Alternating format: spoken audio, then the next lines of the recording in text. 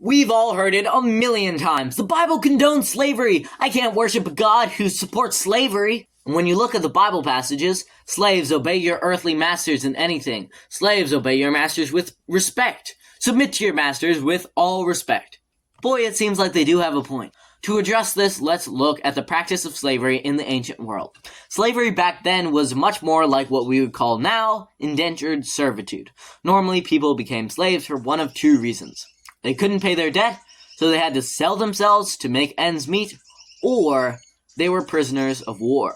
What was not happening was the capture of innocent people to sell like cattle after shipping them across the sea. In fact, the slave trade is actually condemned in 1 Timothy 1:10. The kind of slavery that America was so infamously practicing is not really what we're dealing with.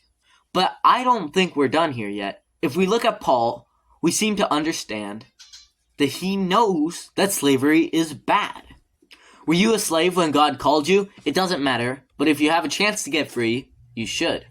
You might have him back forever, no longer as a slave, but better than a slave, as a dear brother. God wanted Christians to get rid of their slaves. He wants their slaves to become free if possible.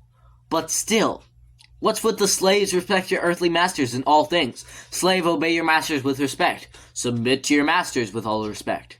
Paul wants slaves to become free, but only by legal means. Now that sounds to me really cucked. I'm more of a John Brown Christian. Kill your masters and run to the hill. John Brown's body lies a mouldering in the grave. Why is Paul being so cringe? Well, he actually gives a pretty reasonable answer.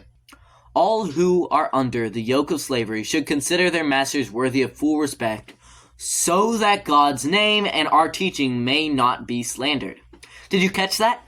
To modern sensibilities, it sounds evil, but God wanted slaves to be humble and meek and obedient to showcase the servant heart of Jesus. He didn't want slave rebellions and violent revolutions to be chalked up to Christianity, and ultimately, this makes sense. Aren't souls going to hell in the next life worse than souls living a life of slavery in this one?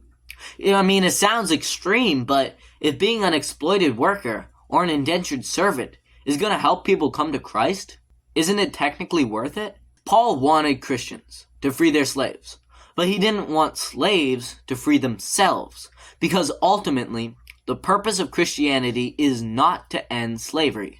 That was a great side effect that came into play eventually.